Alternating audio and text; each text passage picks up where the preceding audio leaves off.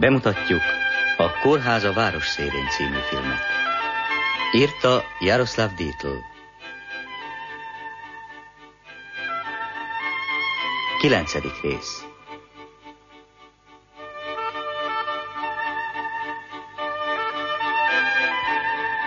Helycsere.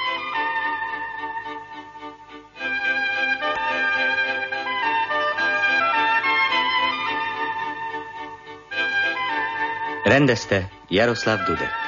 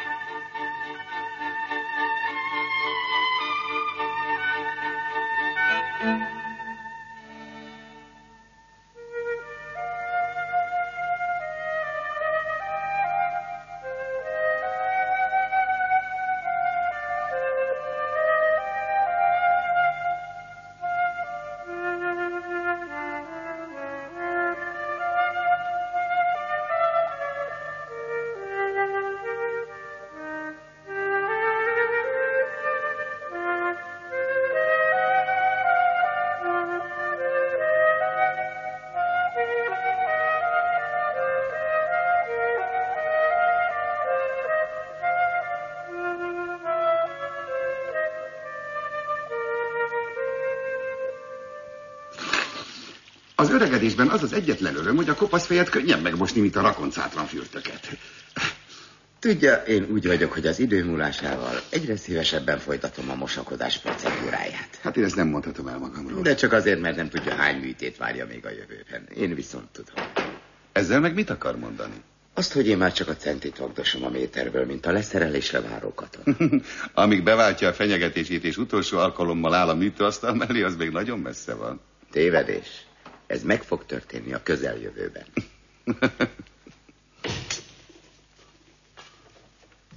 Mi az, a főnök lehúzza a redőnyt?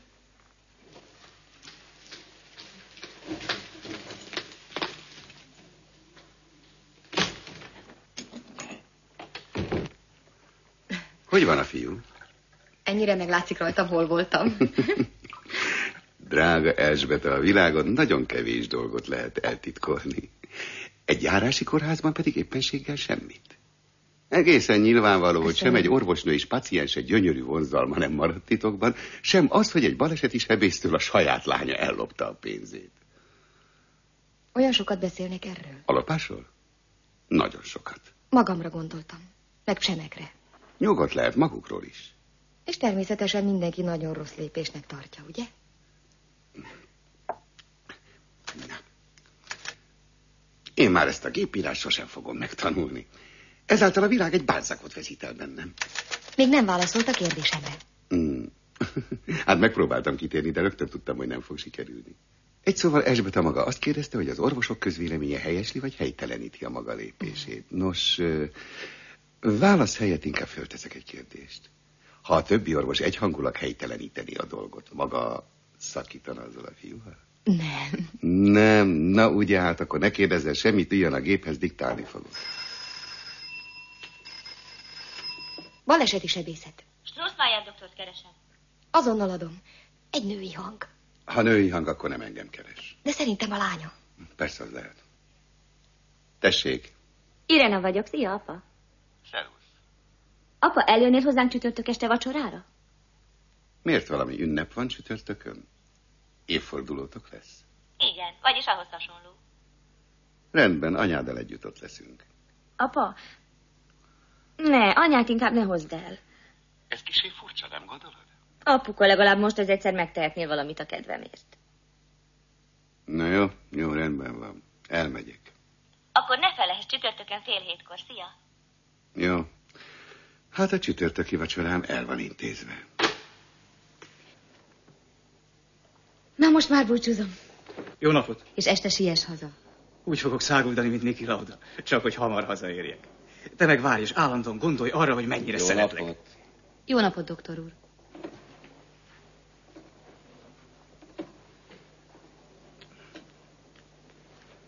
Na, szevasz. Menj csak. Szia.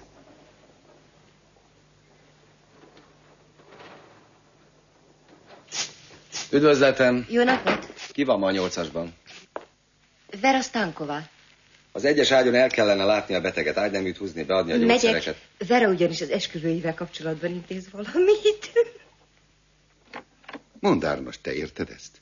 Eddig mindent megtett, hogy a kolléganőire hagyja a saját munkáját is. Főként, ha kiderült, hogy esküvőre készülnek. Most meg rohan, hogy helyette dolgozzon. A nő mindmáig kiderítetlen élőlény. És félek, hogy én már ezt a kutató munkát nem végzem el. Te mit szólsz ehhez, mint szakember?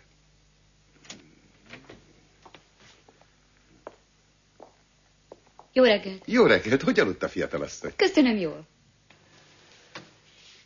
Te, Árnost, ilyen pillantásokat ne lövöges feléje. Az ilyesmiért Szicíliában gyilkolni szoktak. Szia, Vasek! Megjöttem. Szia. Isten hozott.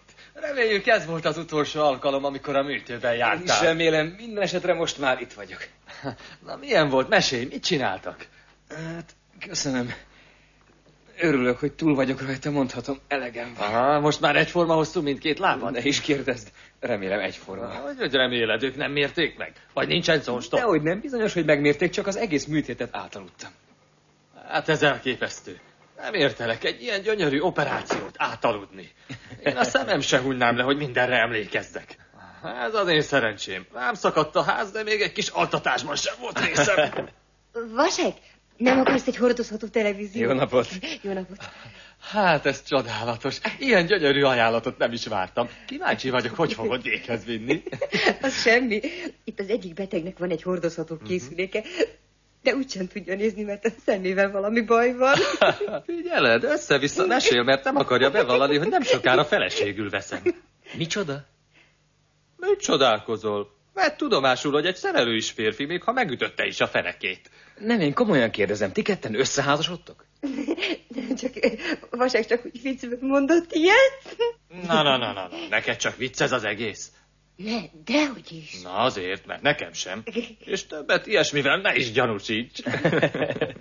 Nem is tudtam, hogy ilyen régóta ismeritek egymást. Ha ezzel azt akarod mondani, hogy túl rövid ideje ismerkedtünk meg, akkor borzasztóan méregbe gurulok. Nem, dehogy is, ilyet nem ismernék kijelenteni. Igen, egy kicsit lerövidítettük az időt, de csak azért, mert hosszú ideig nem ismertük egymást. Nagyon sok mindent be kell hoznunk, igaz? Igaz. Főleg a gyerekek. El kell kezdeni, különben sohasem leszek nagyapa. Na, akkor átszom a televízió, és majd átjövök én is. Jó? Pápá! Pajtás, én nem hiszek a szememnek.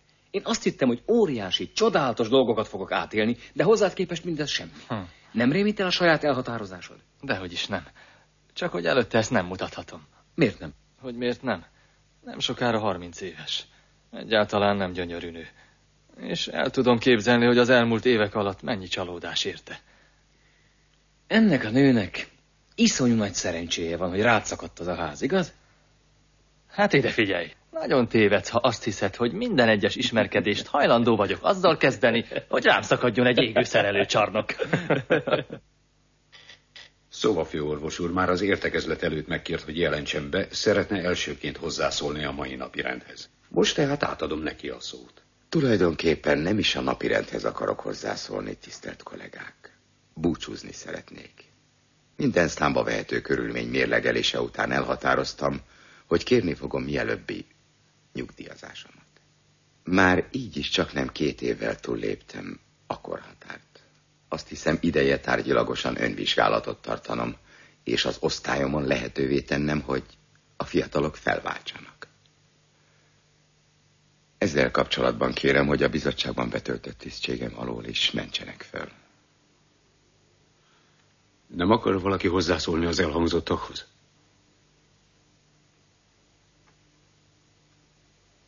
Tessék.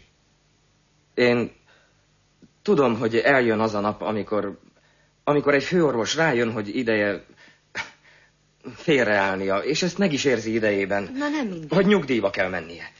De nem értem, hogy egyúttal miért kellene lemondania mindenről. Ez azt jelenti, hogy szobafőorvos nem akar a baleseti sebészet további munkájában részt venni, ahogy ez nyugdíjazás után szokás. Igen, ezt úgy értettem, hogy egyáltalán nem fogok a kórházban dolgozni.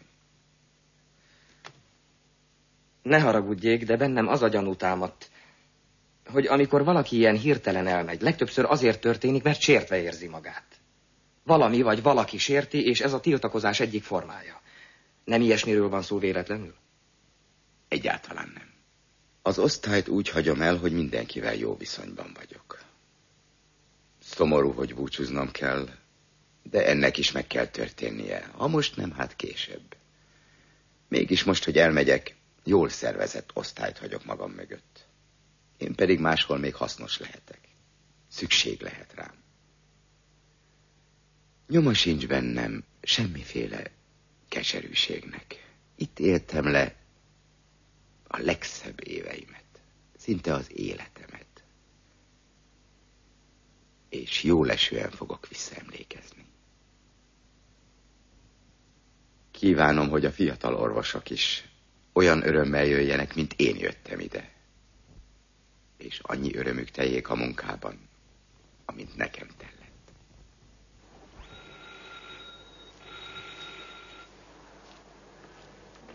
Ki az? Ki lehetne ilyen késő? Nyilvánvaló, hogy én.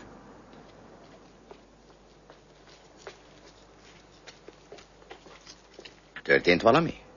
Maga nem tudja? Ma délelőtt lemondott a baleseti sebészet főorvosa. De ez a maga számára már nem új hír. Hogy nem új? Ez igenis valami egészen új dolog. De miért? Azért, mert én eddig az egész helyzetet másképp képzeltem el. Mindent. És persze rosszul gondoltam.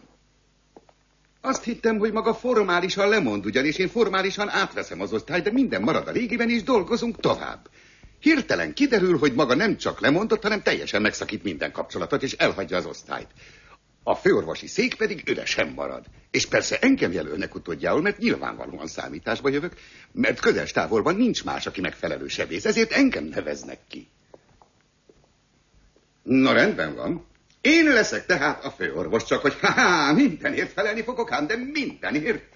A betegekért, az orvosokért, a nővérekért, a törölközőkért és lepedőkért, Arnostért, hogy békén hagyja a nőket, és szakért, hogy eltalálja a vénát. Mind abból, amit felsorolt, kolléga, egyetlen valóságos bűnömnek Cvak doktort ismerem el. Ezt bizony nem oldotta meg, és valószínűleg nem is fogom. Iszik egy kávét? Kávét? Nem. Konyakot. De jó sokat töltsön, kérem. Kérem. Hát ide hallgasson. Ami kedves barátunk Cvak csupán a tejszínhaba tortán, azon a nagyon rossz ízű tortán, amelyet nekem kell elfogyasztanom. Nekem bizony. De nem is azért jöttem, kedves kolléga úr, hogy felsoroljam, mi vár rám, hanem azért, hogy megkérdezzem a legfontosabbat, legalapvetőbbet. Miért? Miért látott neki, hogy ilyen véglegesen elvágjon mindent? Ennek komoly oka lehet, valami komoly oka, valami igen súlyos oka, csak arra kérem, hogy azt nem mondja nekem, hogy műtét közben hirtelen reszketni kezdett a keze, csak ezt nem mondja nekem. Nem, a kezem nem reszket. Na, és azt sem mondja, hogy egy ilyen ember, mint maga, aki 35 éven keresztül ilyen lendülettel dolgozik, egyszerre csak úgy abba hagyja, és nem fog visszavágyni, hisz még bele is halhat. Bele éppen nem halok, de vissza fogok vágyni a műtőbe. Nagyon. Akkor hát miért? De most kertelés nélkül. Azt hiszem, hogy amíg van erőm, valami nagy dolgot kell véghez vinnem. És mi az a nagy dolog? Mi az, ami nagyobb a mindennapos műtéteknél? Segíteni akarok a fiamnak. Maga odautazik hozzá? Igen. Szóval mindent itt hagy, hogy elmehessen arra az Isten háta mögötti helyre. És miben segíthet a fiának, a háztartását fogja vezetni, vagy mivel akar foglalkozni? Az egyik körzetét átveszem. Maga körzeti orvos lesz? Maga, aki egy klasszis, egy traumatológiai osztály főorvosa öregségére elmegy falura körzeti orvosnak? Sokat gondolkoztam a fiam sorsáról, és azon, hogy nem tudtam segíteni rajta. Végül is arra az eredményre jutottam, hogy mi ketten, apa és fia, Csak a munkánk által találhatunk közös nyelvet. A hétköznapokon. Mert ha így nem, akkor már sehogyan. Uram Isten, Uram Isten, azt hiszem magának megint igaza van. Mikor áll be oda? 1-én. Szóval én osztályvezető főorvos leszek, maga meg körzeti orvos. Kíváncsi vagyok, melyikünknek lesz nehezebb dolga.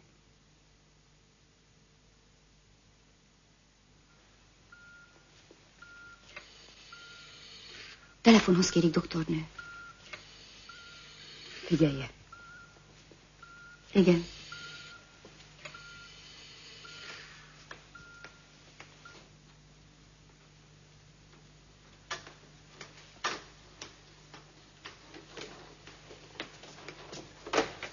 Itt Králóvá. Szervusz, mi újság? Szia, Danka. Szia. Nem, mindenek előtt figyelj ide, mert történt valami nagyon érdekes dolog. Az igazgatónk Prágában járt, és addig vitatkozott, amíg kiharcolta, hogy legyen a kórháznak egy koronáriás őrzője. Nagyot néztél, igaz? Na. Dehogy csak menj. Persze, menj csak nyugodtan. Mikor? Értem. Várj, ezt felírom pontosan. 22-éről 23-ára és 23-áról 24-ére, jó?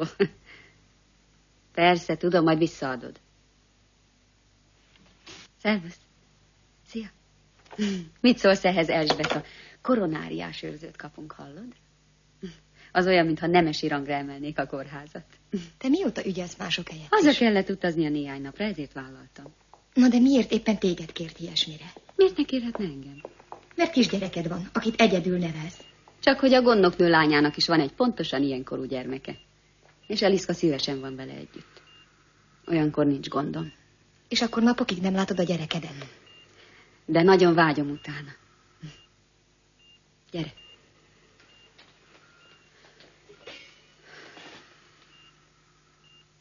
Azt hiszed, rossz anya vagyok? Nem. De igen. Nem elég világos ez az egész. Előttem sem világos. Nem értem, mit mondasz. Nem tudom, mi van velem. Szeretem a lányomat, elhiheted. Nagyon szeretem. De amikor vele vagyok otthon kettesben, olyan magányosnak és szomorúnak érzem magam. Ezért álltam munkába korábban is. Ezért vállalok mások helyett ügyeletet. Danka, én nem akarok másokat megítélni, sem kritizálni. Hiszen nem tudom magam, hogyan viselkednék. Ugyan? Nem rólad van szó, hanem csak is rólam. Hiszen egymagamban élek. Az egyetemi évek óta. Vagyis 12 éve. De még sosem éreztem ennyire, hogy egyedül vagyok, mint amikor azzal a védtelen, drága kisgyerekkel vagyok együtt.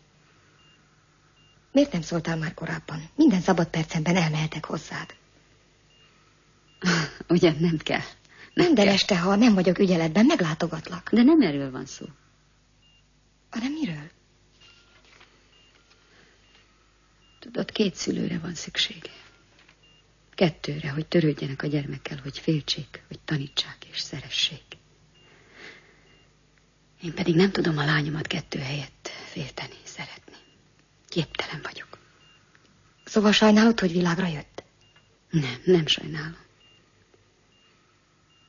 De most már nem tennék ugyanúgy.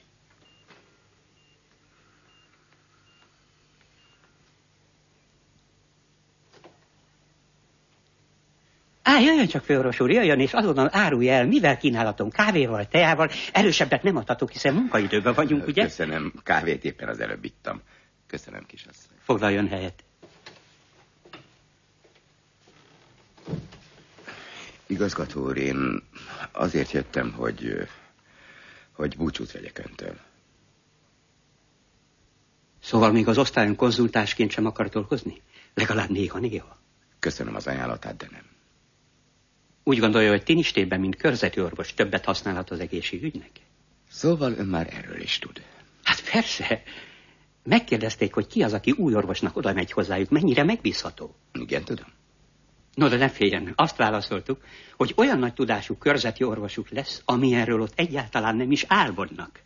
Az nem olyan biztos. Ne becsüljük le a gyakorló orvosokat. No, persze, hogy nem, de azért tudom, amit tudok. Hogy néz a dolog elébe a helyettese? Strassmayer doktor. Azt hiszem, már megbékélt. Csak azt az üres állást kell betölteni. Kell egy traumatológus. Az nem megy olyan könnyen. Vagy pedig ön tud valakiről, aki ide jönne? Azonnal küldje ide, és én akár azonnal alkalmazom az illetőt. A fiatalok között szerintem akad. A fiatalok között?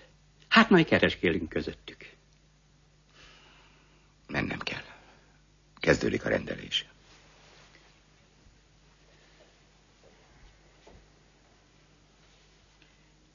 Hogyan vehetne búcsút az igazgató a főorvostól? Hisz különösebben nem kedvelték egymást. Ez igaz, de ha jól gondolom, mindig az ügy érdekében cselekedtünk.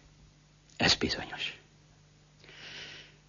Bár az igazgató gyakran nem tudott a kis mindennapi cívódások, nézeteltérések fölébe emelkedni.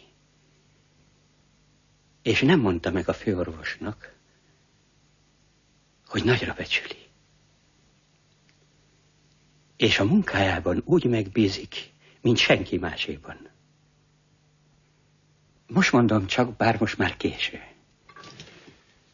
Kérem, fogadja ezt úgy, hogy én meggyőződéssel mondtam önnek. Köszönöm, uram. Köszönöm.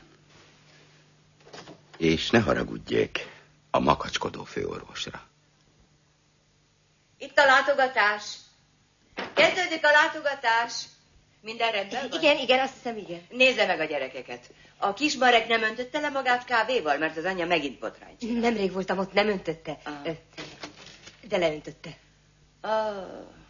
Mi az?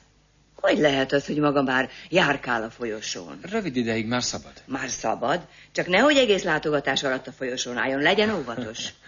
Jó napot kívánok, doktor úr. Jó napot. Maga Csenkova doktornőt keresi, ugye? Na, biztosítom, hogy egészen bizonyosan idejön. Köszönöm szépen. Semmiség, mi szívesen segítünk a fiataloknak. Ezt igazolhatnám? Szervusz. Szervusz. Engem kerestél? Igen, miért neked kellemetlen? Hát, most már mindegy. Volna egy kérésem. De gyorsan, mert mindjárt jönnek a látogatók. Éppen erről akarok beszélni. Miről? Szeretnélek bemutatni a szüleimnek. Engem miért? Hát, tudod, miről van szó? Semmek, légy szíves, mi jutott eszedbe? Úgy látszik, született büszkélkedési hajlam. De én nem. Szóval szeretném, hogy minden egyelőre csak kettőnk dolga legyen. Érted, ugye? Nem értem, de majd megpróbálom. Na és ha úgy mutatnálak be, mint az orvosomat? Azt legkevésbé. Miért? A mamát kezdettől fogva azt hiszi, hogy a fiát valamelyik fővárosi klinikán sokkal jobban kezelnék. A főorvosunkat alapvetően bizalmatlanul kezeli, ennél fogva engem is. De engem nem izgat, mit gondol anyám a kórházról, a főorvosról. Téged izgat? Ebben az esetben igen. Az az érzésem, hogy te szégyelled magad, vagyis szégyelsz velem megjelenni nyilvánosan. Egyáltalán nem. Csak hogy most én itt orvos vagyok, te pedig beteg. Hát mégis. Tudod jól, hogy már az összes orvos tud a dologról. De nekem fontos, hogy a betegek ne tudják meg. És az anyád előtt igen kellemetlenül érezném magam, érted? Nem. Akkor sajnálom.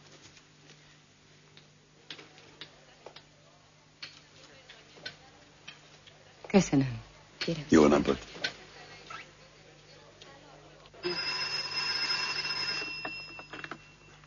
Baleseti sebészet.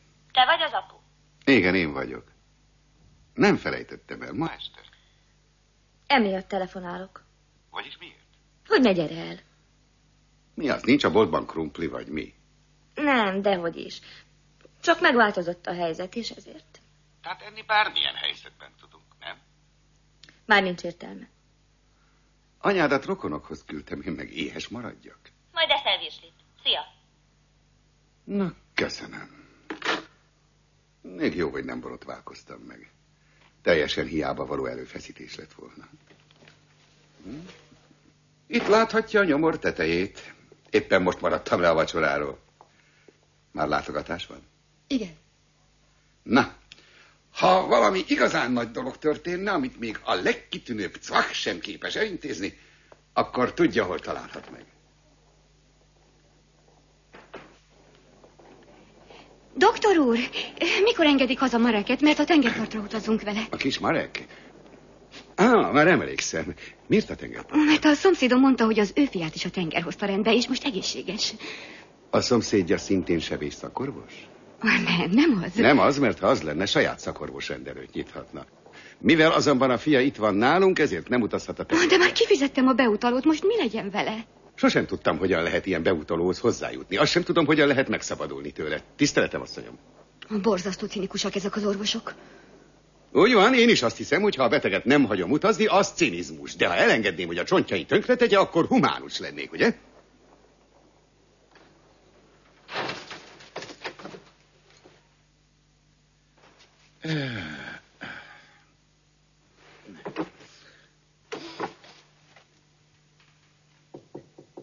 Tessék! Jó napot, doktor úr, magát keresem. De az ügyeletes... Tudom, de én mégis magát keresem.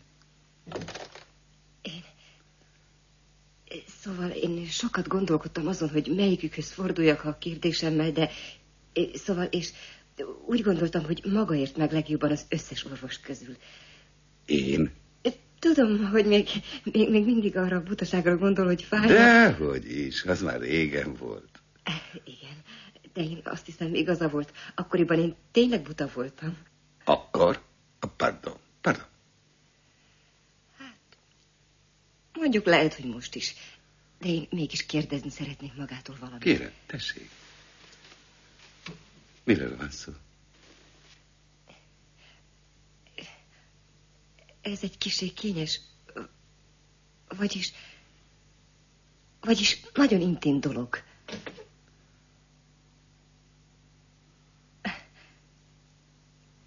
Nem haragszik meg érte? Nem. Miért? Ha válaszolni tudok. Az osztályra jött egy beteg, vagyis hát jött. Behoztak egy beteget. Kiről van szó? Mi a baja? Akire rászakadt az égőház. Az a fraktura pelvis. Igen, és szóval az történt, hogy... Nos? Hogy ez a beteg el akar venni. Feleségül? Magát feleségül? Igen. Na hát ez gyönyörű. Gratulálok magának. Ha viszonozza az érzelmeit, akkor ez szép. Igen. Hát nagyon boldog vagyok. Na, ennek nagyon örülök. Hát éppen ezért jövök a doktor úrhoz, mert... Vasek. Mert hogy Vaseknak hívják. Köszönöm. Szóval elég komolyan megsérült. Igen, elég súlyos, de igen szépen gyógyul, igen szépen. Igen, csak hogy ez a sebesülés olyan, hogy is fejezzem ki magam, érzékeny helyen van. Hogy érti azt, hogy érzékeny helyen? Olyan értelemben, hogy feleségül akar venni. Na igen. Ilyen értelemben igen. Na igen. És éppen ezért szeretném megkérdezni, hogy a csípője a csonton kívül nem törte el, szóval nem sérülte valami más is, ami... Maga azt akarja tudni, nem sérülte meg olyasmi, ami a házasság szempontjából nagyon lényeges. Igen. Csak hogy én nem vagyok urológus, sebész vagyok. Még mielőtt befejezné, doktor úr, annyit mondanék, hogy akár igen, akár nem a válasz, én mindenképpen hozzámegyek. Rendben, csak hogy ebben az esetben egész életében önmegtartóztatásban élhet. Vagy állandó hűtlenségben is, és ez nagyon fárasztó.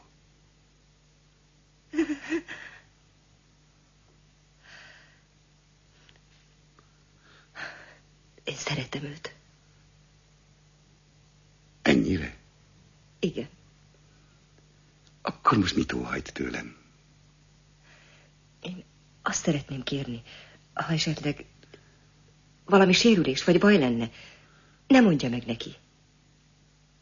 Azért, hogy ne féljen feleségül venni magát? Igen. Megnyugtathatom, kollégina. Azt hiszem, erre nem lesz szükség. Minden arról tanúskodik, hogy semmiféle baj nem történt. De mondhatom, hogy amit az előbb mondott, soha nem fogom elfelejteni. Mindig emlékezni fogok erre.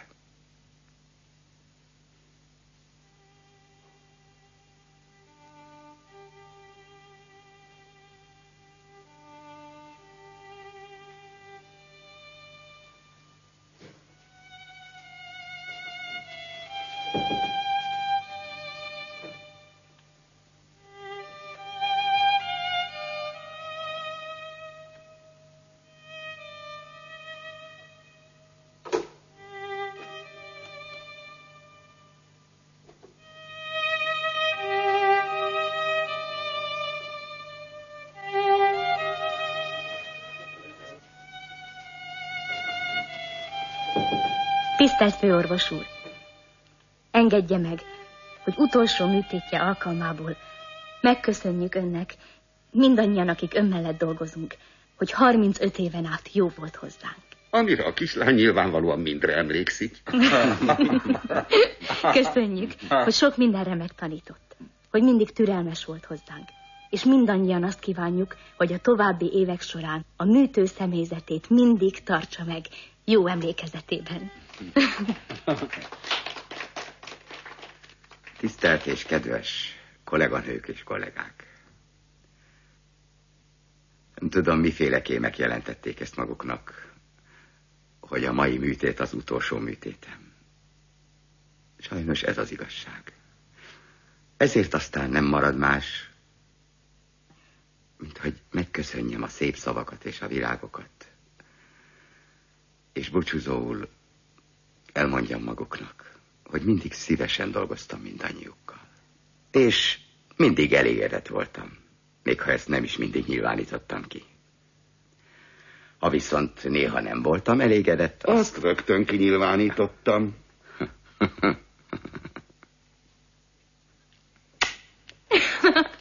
Megcsókoltam a főorvost, megnyertem a fogadást.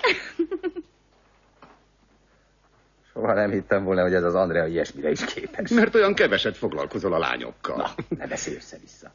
Még egyszer szívből köszöntöm, főorvos úr. Minden jót, főorvos úr. Még egyszer köszönök mindannyiuknak mindent. Csak mi sebészek tudjuk, mekkora teljesítmény az, amikor a műtősnő előkészíti a műszereket, és a kezünkbe adja. Gyakran 4, 6, sőt 8 órán keresztül. És tudjuk azt, hogy erre egyikünk sem lenne képes. Maguk a mi hűséges segítőtársaink, és mi magukra építünk. Ma például megint igen komoly műtétre készülünk, mint tudják. Egy totális csípőprotézist csinálunk.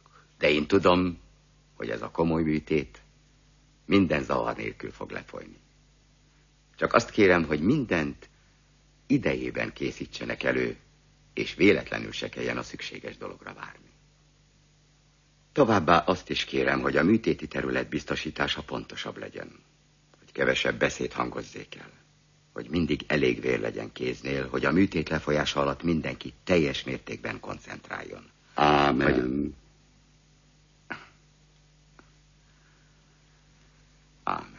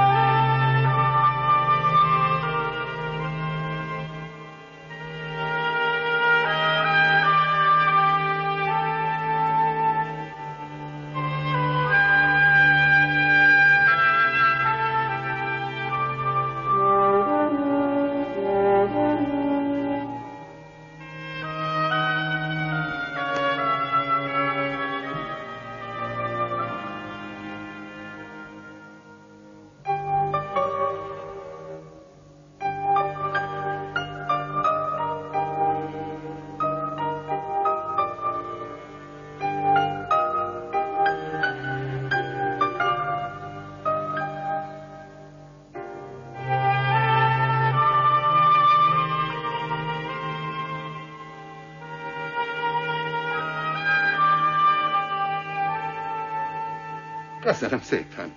Aki egy totál csípőprotkót megcsinál 1 óra alatt, az igazán nem nyugdíjazásra megérett orvos. Búcsúzzunk Szóva főorvos úrtól, és közben sok minden jár a fejünkben. Maguk bizonyosan azt hitték, hogy túl szigorú volt magukhoz, mi pedig azt, hogy néha nem volt elég szigorú. Egy valamiben azonban mindannyian egyetértünk. Abban, hogy kívánjuk neki, hogy azon az új munkahelyen, amit önmaga választott, kísérje sok szerencse, és legyen elégedett akár csak itt, és az új környezetben érezze magát ugyanannyira otthonosan, mint a saját osztályán, a kórházunkban.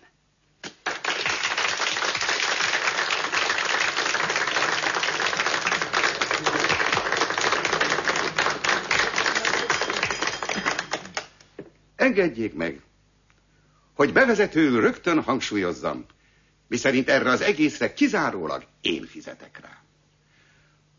Ha ugyanis egy rossz főorvos után kellene átvennem az osztályt, akkor igen könnyű dolgom lenne. Így azonban tudom, hogy minden szem és minden fül engem figyel, lesik, hogy mit fogok mondani, és mit hogyan csinálok, hogy minél pontosabban összehasonlítsák mindazt, amit teszek, azzal, amit Szóva tett. Szerencsére én magam is mindig pontosan tudom, hogy az adott esetben mit tenne, vagy mit mondana Szóva főorvos úr. És mivel gyakran a kópiát ugyanannyira értékelik, mint az eredetit, remélem a nyugdíjig valahogy csak kihúzom én is. És akkor külön örömmel fogom várni azt a napot, amikor az utódom hozzám hasonlóan dadogni fog, hebeg-habog, s megígéri, hogy követi az én nyomdokaimat. Közben én leszek az egyetlen, aki tudni fogom, hogy nem az én nyomdokaim azok, hanem a régi, Szóva-féle, jól kialakított barázdák.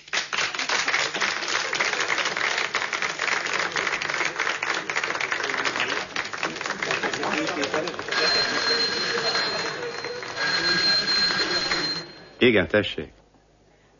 Kicsoda, hogyan? Jahim? Egy pillanat, szólunk neki egy kis türelmet. Hívd a telefonhoz Jahim urat. Jahim úr, melyik? Azaz, ott ül a szélén. Jahim úr, telefonhoz kérik. Megint valami baleset. Elnézést. Rögtön jövök.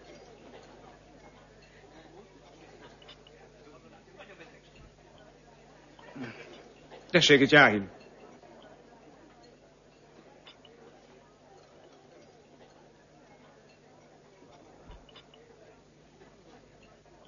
Ahogy gondoltam.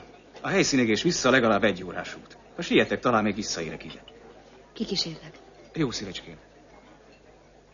Visszaérek. Főorvos úr, ne haragudjék. Elhívtak, de még nem búcsúzom. Hát, ha sikerül visszaérnem. Bocsásson meg. Viszontlátásra.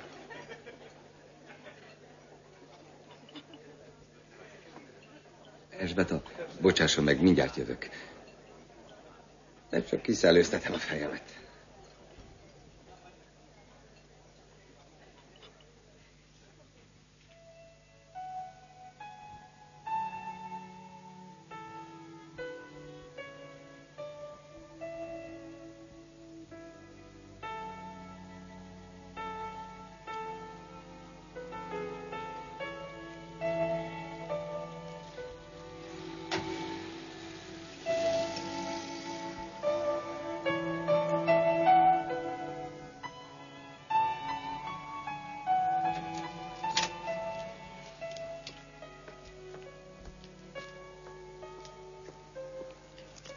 Irina. Menjen innen. Nem. Beszélni akarok veled. Folyton téged nézlek. Mindig rád gondolok. Vissza kell mennem. Mi nem tudunk elszakadni egymástól. Neked lehet férjed, nekem feleségem. De ha találkozunk, akkor egymásé vagyunk, és nem létezik számunkra semmi, csak mi ketten egymás számára. Én a tiéd vagyok, és te az enyém vagy. Nem érdekel, hogy asszony lettél.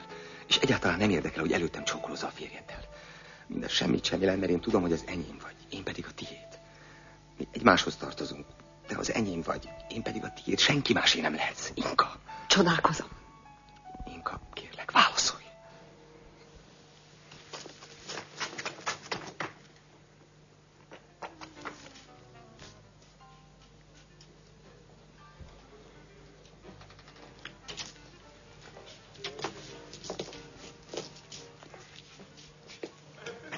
Spák doktort várom. Én fogom leváltani. De hiszem, hogy Csenkova az ügyeletes. Azt hittem, hogy én. Miért változtatják?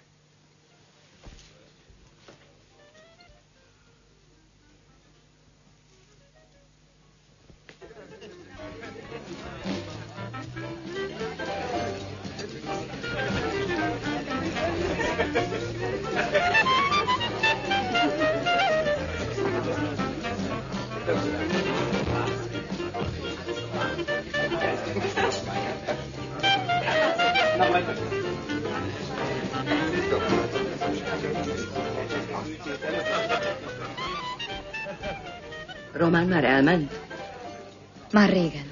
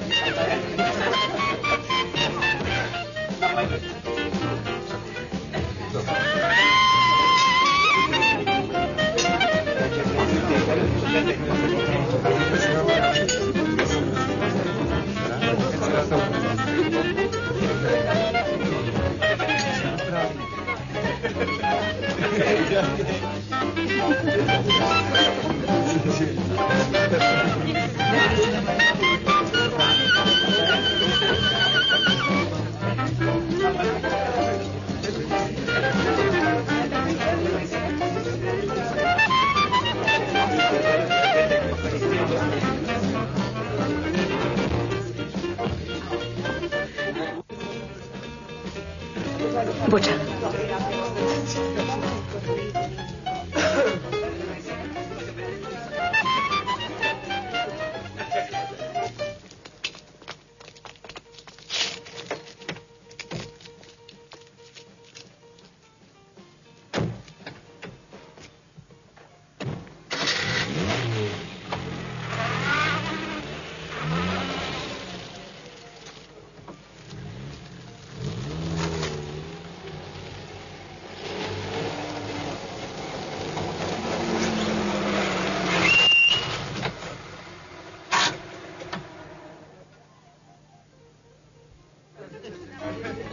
Már is itt vagyok. Őrségváltás? Így állapodtunk meg, nem igaz? Persze, már megyek is. Főorvos úr, én elbúcsúzom, mert ügyeletes vagyok. Hálásan köszönök mindent önnek, és néha jöjjön vissza látogatóba. Ígérem, hogy megteszem. Jó munkát és sok sikert kívánok magának. Én is önnek. Jó éjszakát. Jó éjszakát. Kollégina, egy pillanatra.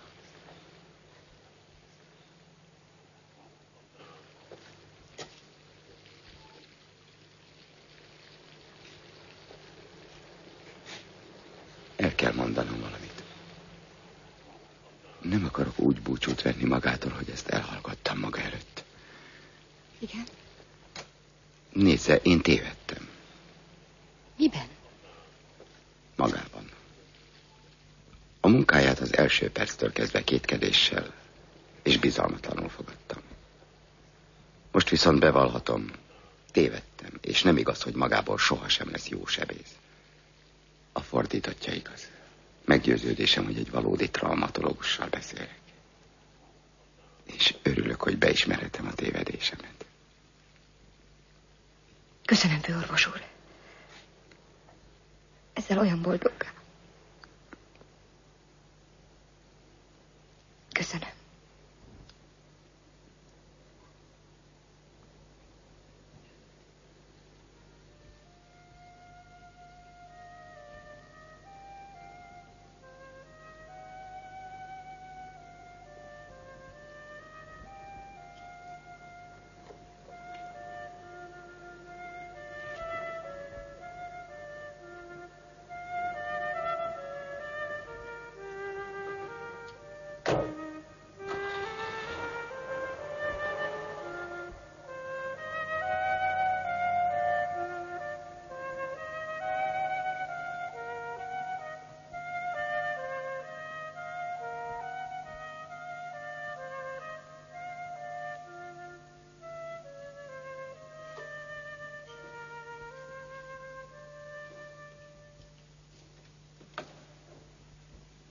Zsemek, mit keresel te itt? Egész este téged vártalak. Nem tudsz aludni, vagy... Nem, meg kell tudnom, hogy haragszol-e még a délutáni szavaim miatt. Én ma egyáltalán nem haragszom senkire. És mi az a különleges, amitől ilyen jókedvű vagy? Az, hogy ma este gyakorlatilag ma avattak igazán sebészorvossá. Medicine, traumatológia doktor.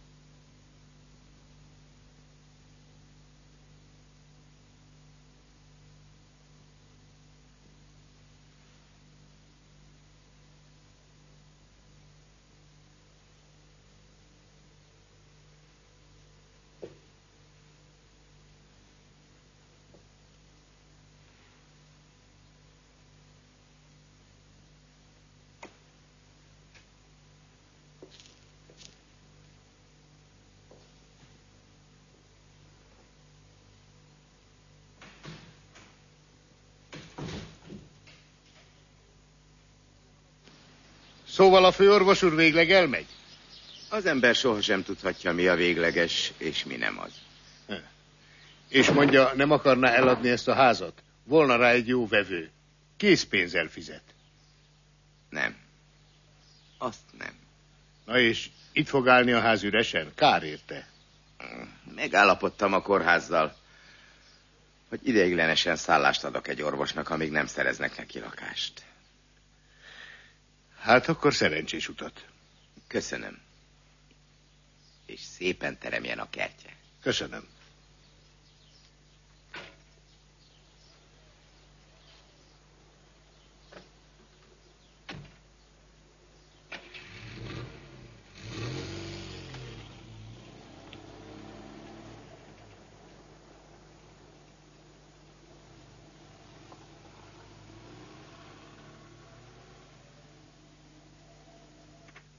Tessék, főorvos úr, tessék. Köszönöm. Na. Itt van 2 válfa, nem tudom, elég lesz-e. Én meg nem tudom, mit akasszak a másikra. És itt az íróasztal kulcsa. A fiókok tartalmát majd tessék átválogatni. Nem túl nagy az az íróasztal? Tegyünk rá virágot? Virágot? Vagyis, hogy növényt? Igen. Ó, nem. Ugyanis a virágnak nincs mit keresnie a kórházban. Ez 1. 2 pedig, hogy amennyire én magamat ismerem, úgyis elfelejtem megöntözni. Majd a takarítónő öntözi, ezzel nem kell törődnie. Akkor jó. Van még valami kívánsága? Mire vonatkozólag? Hát az irodával kapcsolatban. Nem. Egyelőre nincs. Akkor kívánom, főorvos úr, hogy érezze itt jól magát. És hogy mi továbbra is tudjunk jól együttműködni. Köszönöm, ez nagyon kedves. Márta nővér.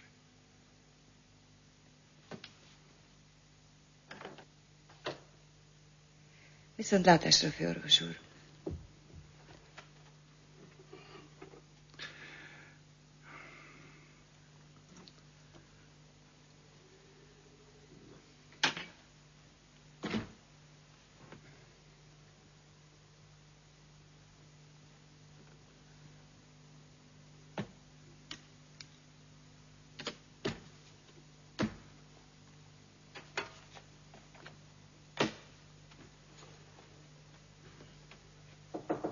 Szabad? Jó napot, bejöhetek? Maga mindig, Erzsébeta, mindig. Tessék. Most úgy jövök, mint az Ifjúsági Szövetség megbízottja. Nos, elsősorban is gratulálok a főorvos íróasztalhoz, és kívánok. Másodszorban pedig egy kéréssel fordulok a főorvos úrhoz. Mondja, bejött volna akkor is, ha semmilyen kérése nem lenne? Ebben nem vagyok olyan biztos. Elkeserítő a maga szókimondása. Mondja, nem tudna legalább egy kicsit hazudni, egy kicsit. A kegyes hazugság minden valamire való traumatológus nélkülözhetetlen tulajdonság. Jó, majd legközelebb. Most szeretném fölkérni, hogy legyen a segítségünkre. Kitaláltunk egy előadás sorozatot, aminek a címe Hogyan kezdtem. De mit hogyan kezdtem? Az orvosi munkámat. Szeretnénk, ha minden főorvos tartana egy előadást erről. Na.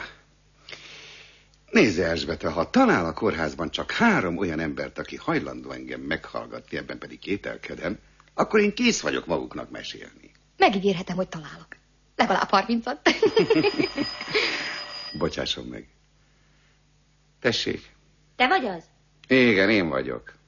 Miért nem árultad el, hogy főorvos csináltak belőle? Még nem hagyták jóvá a kinevezésemet. És most felemelik a fizetésedet is, ugye? Iszonyúan. Mennyi kellene? Csodálkozni fogsz, apa, de nem azért telefonálok, vacsorára akarlak meghívni.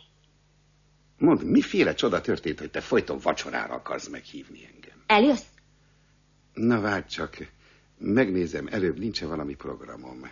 Nem, sajnos nem. Van egy találkozom a klubban a fiatalokkal. Arról, hogy miként kezdtem. És azt nem tudod elhalasztani? Nagyon nagy szükségem lenne rád.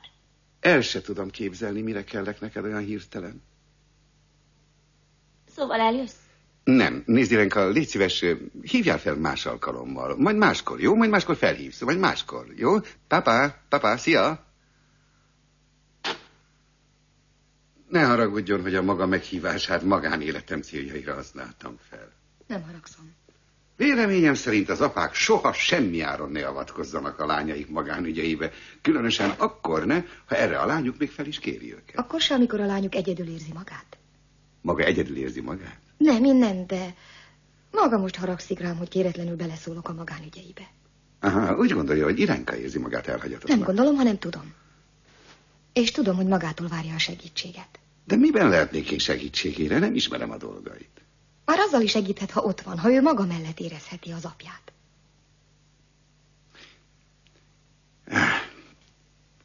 Maga engem tönkre fog tenni.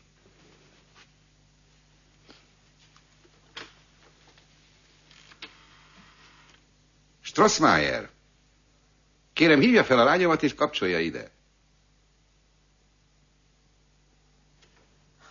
Jó estét. Jó estét kívánok. Tessék beljebb. Micsoda meglepetés? Iréna nem szólt magának, hogy meghívott engem? Egy szóval sem. Iréna magát vacsorára hívtam? Igen. Így állunk. Szervusz, apuka.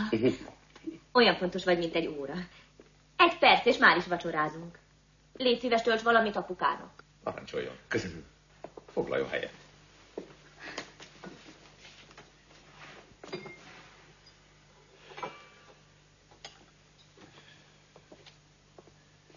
Mikor hívta meg magát erre a vacsorára, Iréna? Ma délben, miért? Semmi, csak úgy. Hát kérem, én töltök magának, de aztán rohannom kell. Hív a kötelesség. Igen? Miféle kötelesség? Hiszen bemutatóra készülünk. Erről nekem is tudnom kellene, vagy nem? Dehogy kellene. Mert akkor nekem is ott lenne a helyem, ugye? Ma más dolgokat fogunk próbálni. Vagy más konferenciékat. Dehogy is.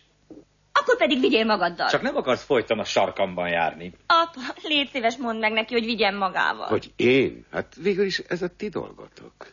Csak hogy világosan lássad. Megjelent a láthatáron bizonyos Zorka. És emiatt a nő miatt rohan el Bohus. Egészen oda vagyok ettől a te Zorkától, oda vagyok. A csaj papája a Grand Hotel vezetője. Ez is jelent valamit, ugye? Ilyen színvonalon én nem fogok veled leállni vitatkozni, érted? Hagyod, hogy elmenjen. Én tartom el, én veszem neki a ruhákat. Miatta loptam el a pénzedet, nem magamnak, hanem neki loptam. Na jó, de csak nem akarod visszatartani, ha egyszer menni akar. De visszatartom. Hadd menj. Igenis megteszem. Ha te nem segítesz rajta, majd én segítek mit magam. csinálsz? Nyisd ki az ajtót! Nyisd ki az ajtót! Irena! Hallod, nyisd ki! A maga kislánya. Most bezárkozott a konyhába lakáskulccsal együtt. Hát mondja meg, ki lehet vele bírni egy fedél alatt? És ez gyakran fordul elő? Újabban már naponta. És ezért maga le akar lépni? Csodálkozik rajta? Miben lehetnék a segítségére? Semmiben. De mégis gondolkozzon. Ne. Vagy várjon csak. Maga most főorvos lett, ugye? Nézze, engem nem érdekel sem Zorka, sem semmiféle más nő. Itt maradhatok én Irena mellett is nyugodtan, de a maga számára volna egy ajánlatom. Milyen ajánlata? Maga most bekerült a nagykutyák közé. Mindenki azt akarja, hogy csak is a főorvos operálja. És akkor úgy hullanak az ezresek, hogy nézni is jó. Csináljunk egy üzletet. Maga fizet nekem egy kis apanást, mondjuk úgy 15 rongyot. Én pedig itt maradok Irenával. Várjon. Attól félek, rosszul értettem. Én fizessek magának azért, hogy a lányommal maradjon? Hát persze. Na, várjon csak, mit akar? Na, mit ugrál? Adja, maga is tudja, hogy ha itt hagyom a lányát, olyan mélyre süllyed, hogy...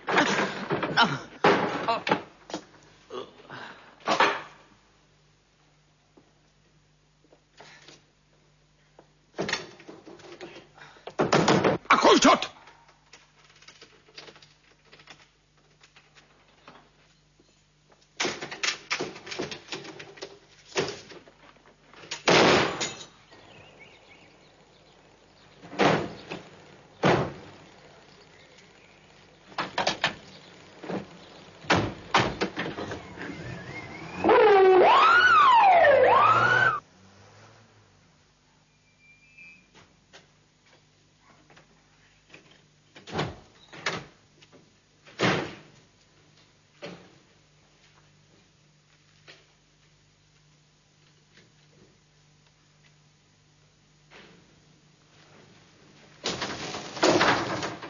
Hívják Strossmayert. Jöjjön azonnal.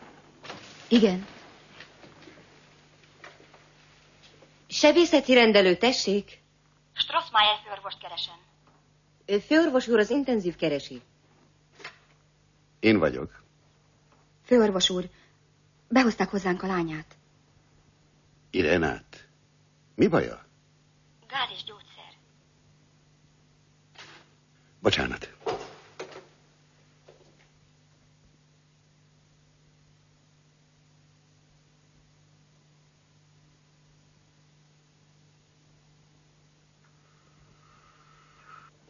Miféle gáz és miféle gyógyszer? Dorlotint vett be, és a konyhában kinyitotta az összes gázcsapot. Levelet találtak nála? Igen, a rendőrség lefoglalta. Na, milyen az állapota? Nagyon megijedtem, de nem olyan súlyos. Fiatal szív, kibírja.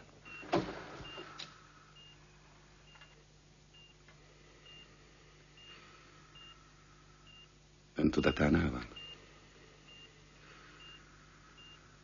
Kezd magához térni. Agykárosodás nem történt? Remélem nem.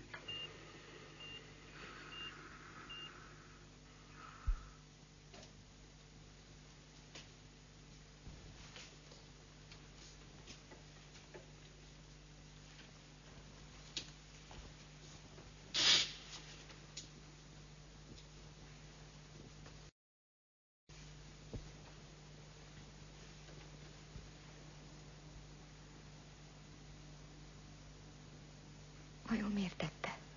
Honnan tudjam? Lehet, hogy én is játszottam a dologban valamilyen szerepet. Én okoztam, amikor rávettem, hogy menjen el hozzá. Szamárság. Az is lehet, hogy ez majd észre téríti és kiúzanítja. Rájön, hogy eddig zavarosan élt. Ki tudja. Jöjjön, menjünk innen. Nem akarom zavarni a munkájukat.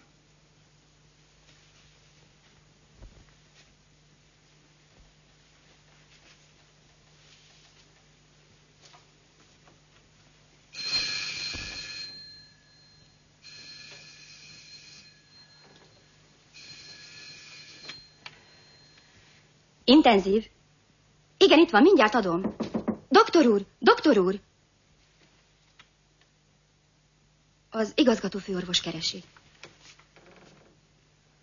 Strossmayer. Halló, itt Pekár? Figyeljen! Kaptam egy értesítést, amit nem értek. A rendőrségen jelentkezett egy bizonyos férfi, Bohus Bauer, és bemutatott egy látleletet, amely szerint megrepett a kulcsotja. Azt mondja, hogy maga okozta. Hogy maga rátámadott. Miféle butaság ez?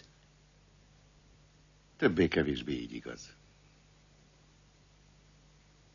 De tudja, hogy mit jelent ez most? Amikor jóvá kell hagyni a kinevezését? Tudom. Nem fogják jóvá hagyni.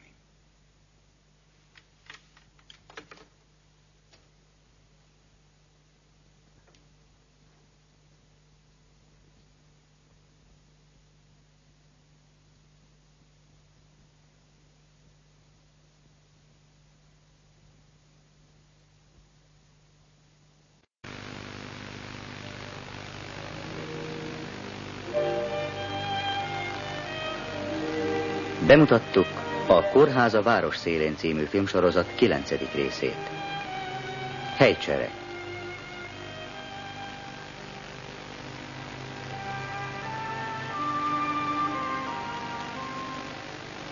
Magyar hangok. Szabó Ottó, Velencei István, Újréti László, Kovács Zsuzsa, Császár Angéla, Várhegyi Teréz, Balázsi Gyula, Verebes Károly, Kovács István, Györfi György, Prókai István, Konrád Antal, Kótvölgyi Erzsébet, Varga T. József, Győri Ilona. Magyar szöveg Dávid Csaba. Szaktanácsadó dr. Kovács György.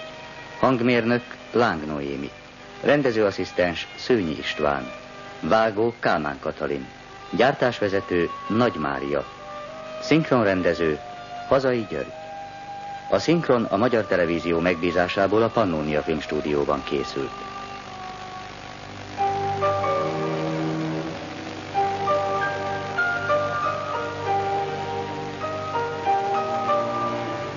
Zene Jan Kluszák.